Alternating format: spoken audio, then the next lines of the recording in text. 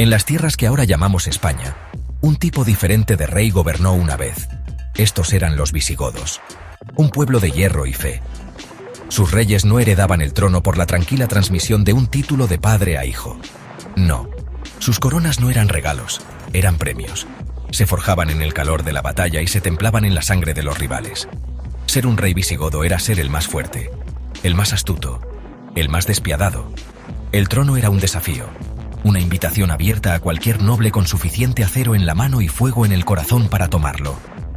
Este era un reino construido al filo de una espada, una realidad precaria y brutal que moldeó cada aspecto de sus vidas y su destino.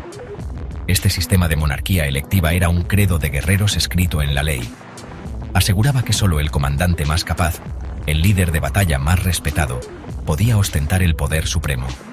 Pero también sembraba las semillas del conflicto perpetuo. Cada vez que un rey envejecía o mostraba un momento de debilidad, los susurros comenzaban. Duques ambiciosos y condes poderosos empezaban a afilar sus espadas y a reunir a sus hombres leales. La paz del reino era algo frágil. Era una tregua temporal entre lobos hambrientos, todos rondando la misma presa. La muerte de un rey no era un momento de luto. Era una señal. Una llamada a las armas que resonaba por los valles y las llanuras de Hispania. El trono visigodo era más que un simple asiento de poder. Era un símbolo de su propia identidad. Representaba la victoria definitiva para un pueblo que había vagado por Europa, una tribu de guerreros que había saqueado la propia Roma y forjado un reino para sí mismos. Sentarse en ese trono era encarnar la fuerza y el espíritu de toda la nación gótica. Cada pretendiente creía que luchaba no solo por ambición personal, sino por el derecho a liderar a su pueblo, a definir su futuro. Esta creencia convertía las disputas políticas en sagas épicas y sangrientas, donde el destino de la nación se decidía por la fuerza de un muro de escudos y el coraje de hombres dispuestos a morir por su líder elegido. Su historia, por lo tanto, no es una línea de sucesión limpia. Es un nudo enredado y sangriento. Una historia de padres e hijos, de hermanos y tíos, volviéndose unos contra otros. Este era el precio de su sistema. Una corona ganada por la espada tenía que ser mantenida por la espada. Y en el momento en que ese agarre se aflojaba, otro guerrero siempre estaba listo para salir de las sombras, con su propia hoja desenvainada, dispuesto a reclamar el premio supremo para sí mismo. Fue un ciclo de violencia que al final los definiría. Detrás del espectáculo de la guerra abierta, se libraba constantemente una batalla más silenciosa y más insidiosa. Era una guerra librada en los sombríos salones del poder, en las cámaras de festín de Toledo y en las capillas privadas de los nobles ambiciosos. Mientras los ejércitos chocaban en el campo, las lealtades cambiaban como la arena. Un comandante leal podía ser sobornado con una bolsa más grande o la oferta de un matrimonio estratégico. Los nobles, los poderosos duques terratenientes, eran los verdaderos hacedores y deshacedores de reyes del reino. Tenían el poder de levantar ejércitos, de conseguir la lealtad de miles de guerreros. Eran hombres orgullosos, ferozmente independientes, que se veían a sí mismos como iguales, unidos solo por un juramento temporal a un hombre que elegían como su líder. Esto creó una tensión constante. Un paso en falso, una señal de tiranía, y los susurros comenzarían, uniendo a los rivales contra un enemigo común. Esta cultura de la traición no se consideraba deshonrosa. Se veía como una herramienta necesaria de supervivencia y ambición en un mundo brutal. Un noble que no conspiraba, que no anticipaba las tramas de sus rivales, era un tonto destinado a perder sus tierras, sus títulos y quizás su vida. Era una trágica paradoja. Para proteger a sus propias familias y su propio honor, a menudo tenían que traicionar a su rey y a su reino. Y así, el panorama político era de constante fluctuación. Un complot para asesinar a un rey podía gestarse en secreto, sus tentáculos extendiéndose por todo el reino, atrayendo a comandantes desilusionados y rivales oportunistas. Un consejero de confianza podía estar secretamente alimentando de información a un pretendiente oculto. La propia estructura del reino se debilitó por esta lucha interna. Agotó los recursos, creó divisiones profundas y dejó a los visigodos vulnerables. La historia de Wamba es la historia del alma visigoda al descubierto. Era un anciano, Un noble que no deseaba más que un final pacífico para sus días. No buscaba la corona. Pero cuando el rey Recesvinto murió en 672, los nobles, cansados de las interminables intrigas, vieron en Wamba una figura de estabilidad y honor. Una leyenda nos cuenta que un poderoso duque, alzando su espada, le dio a elegir aceptar la corona o aceptar el acero.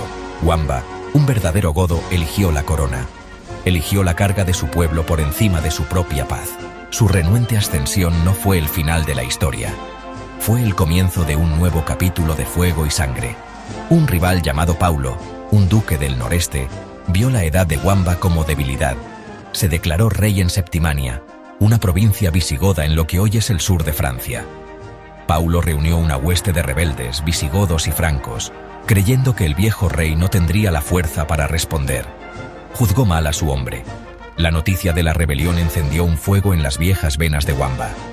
Ya no era un gobernante renuente, era un rey visigodo, su autoridad desafiada, su reino amenazado.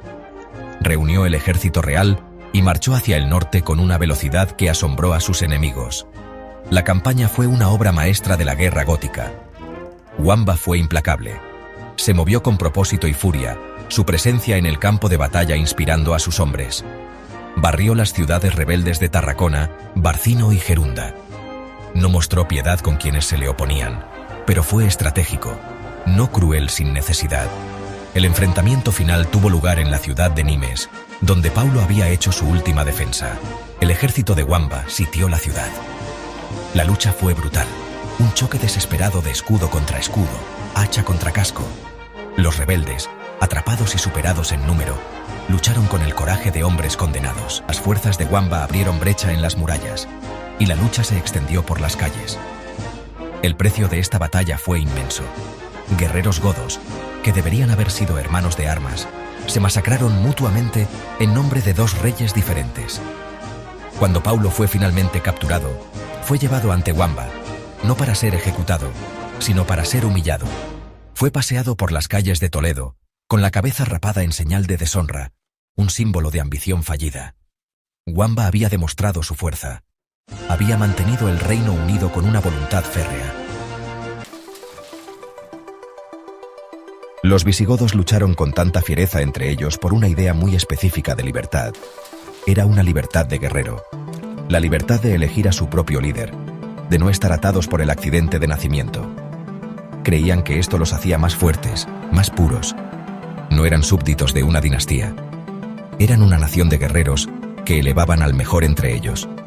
Esta identidad política única era el núcleo de su ser.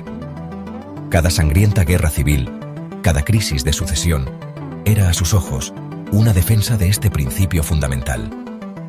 Estaban pagando un alto precio en sangre, pero creían que lo pagaban para seguir siendo verdaderamente visigodos, para evitar convertirse en otros reinos con sus cadenas hereditarias. Este ciclo interminable de conflicto interno, sin embargo, se convirtió en su perdición. Lo mismo que pensaban que los hacía fuertes, fue la grieta en sus cimientos. Generaciones de guerra civil habían creado profundas heridas. Las familias guardaban rencor contra otras familias que se extendían por décadas. Las regiones llegaron a desconfiar unas de otras. La guerra constante agotó el tesoro y, lo que es más importante, agotó el reino de sus mejores hombres de combate. La clase guerrera visigoda, alguna vez el terror de Europa, se estaba desangrando lentamente en los campos y valles de su propia patria. Estaban tan concentrados en el enemigo interno que se cegaron a los peligros externos. El acto final de esta tragedia se escribió a principios del siglo VIII. Cuando el rey Witiza murió, estalló otra crisis de sucesión. Sus hijos se enfrentaron a un noble llamado Roderico, quien reclamó el trono a la antigua usanza, por la fuerza de las armas. El reino se dividió una vez más. Las facciones, desesperadas por cualquier ventaja, cometieron un error fatal. Un bando, los rivales de Roderico, buscaron ayuda al otro lado del estrecho de Gibraltar. Invitaron a una pequeña fuerza de guerreros del norte de África, liderados por Tariq ibn Ziyad, para que los ayudaran en su guerra civil. Vieron a estos hombres como meros mercenarios, una herramienta que usar y desechar en su lucha de poder interna. Esta fue la última consecuencia de su división. La invitación fue aceptada, pero los recién llegados no eran peones. eran la vanguardia de un imperio. Cuando desembarcaron en el 711, vieron un reino maduro para ser tomado, una tierra dividida contra sí misma, debilitada por décadas de heridas autoinfligidas. Los visigodos, que habían luchado tan duro por su libertad única, lo perdieron todo. Su reino, su corona, su propia identidad, fue arrastrada por la marea que habían invitado a sus costas. La saga de los visigodos es una lección poderosa y trágica. Nos enseña que una casa dividida contra sí misma no puede mantenerse en pie, y que las batallas más feroces por la libertad a veces pueden conducir directamente a las cadenas.